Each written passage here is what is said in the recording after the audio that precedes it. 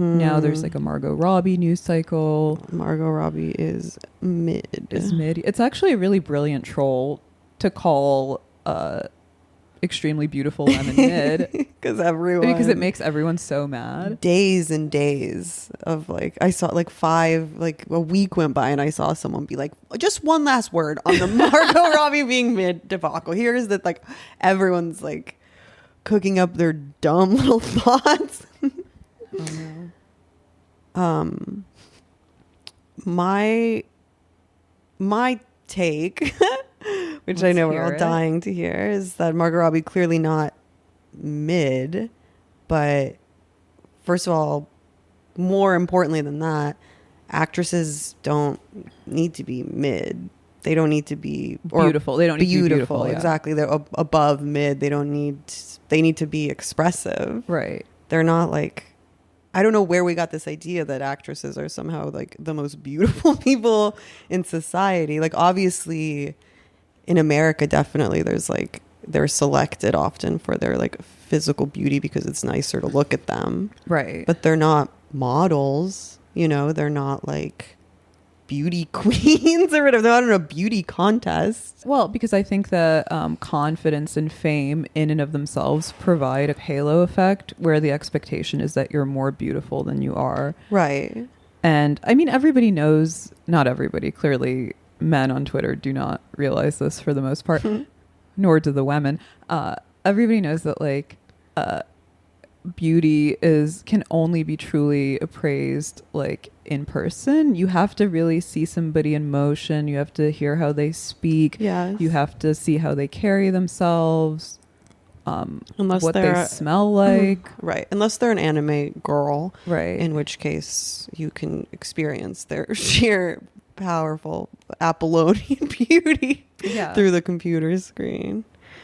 Yeah, I don't know if I even have but it's very interesting because like every couple of months somebody trolls an obviously not mid person on Twitter. Yeah.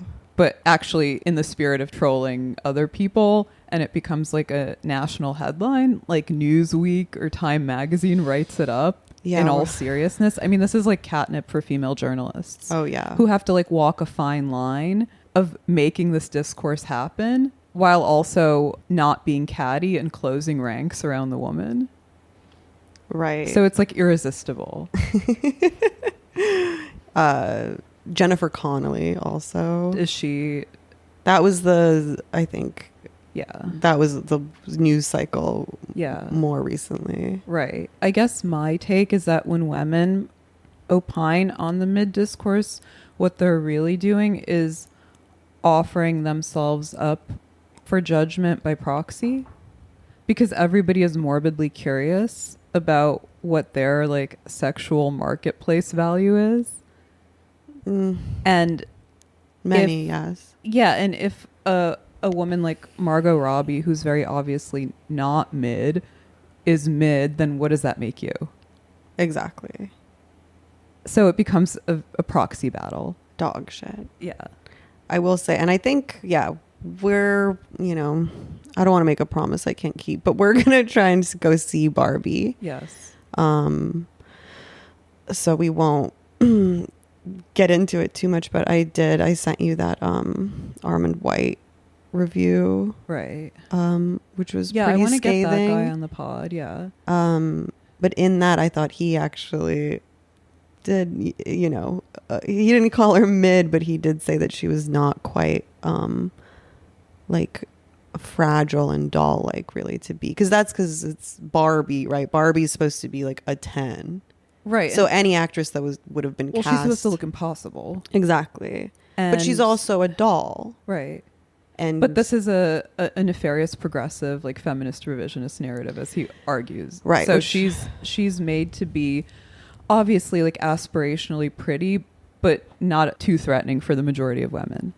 I think that's the key. Yeah. With Greta Gerwig's version of Barbie or interpretation of Barbie. I would have cast a woman with facial feminizations or surgery. Even more. I would have cast some like... Barbie looks like young Amanda Lepore. Actually, the old school Barbie does.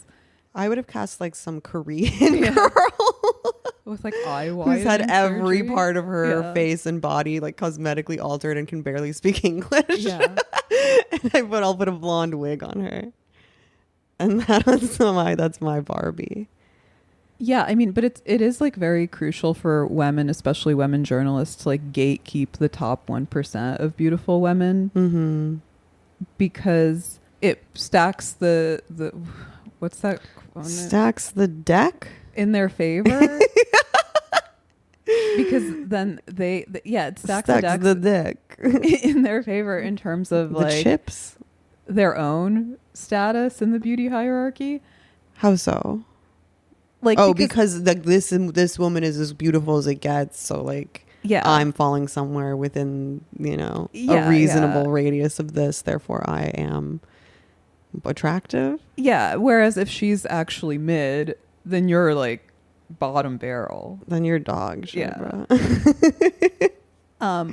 But they're also latching on to Margot Robbie as this paragon of beauty because she's at a point in her life where she's a little bit older and she's a little bit less threatening.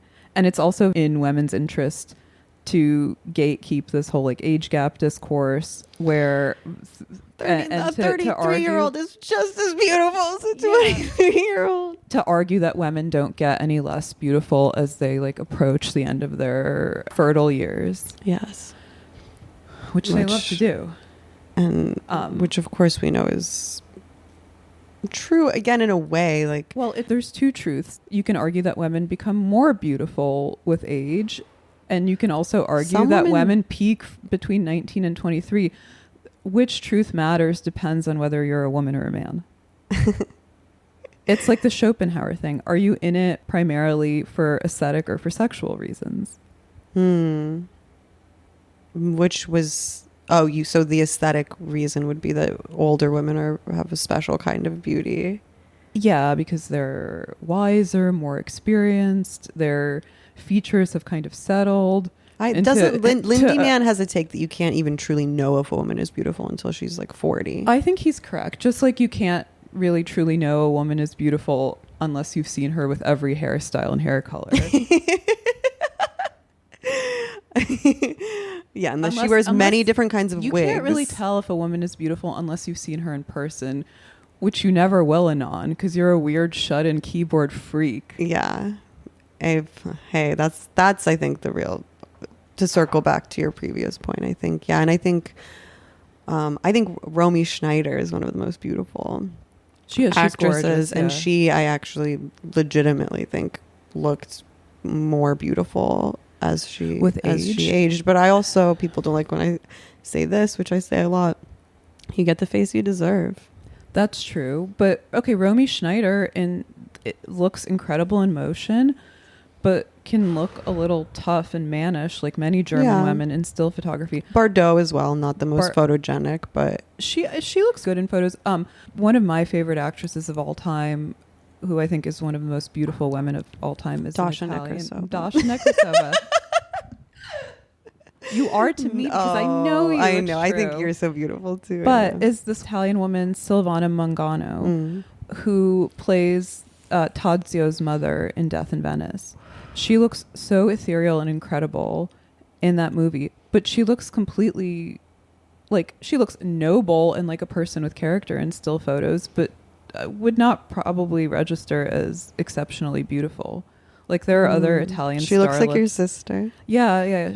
She looks like my sister crossed with Salome. But in Death in Venice, she's like the most beautiful woman who's ever graced the screen, like dead ass. Yeah. Ooh, and really nice waist on this one. Yeah. And I think also defending Margot Robbie or Jennifer Connelly or Jennifer Lawrence or whatever very beautiful woman who's getting called mid this week benefits women because it has the added advantage that it makes you look like a good and charitable person. That you can give other women credit where it's due. Actually, she's beautiful. Yeah, and that insulates you from criticism and makes it less likely that people will call you less than mid online.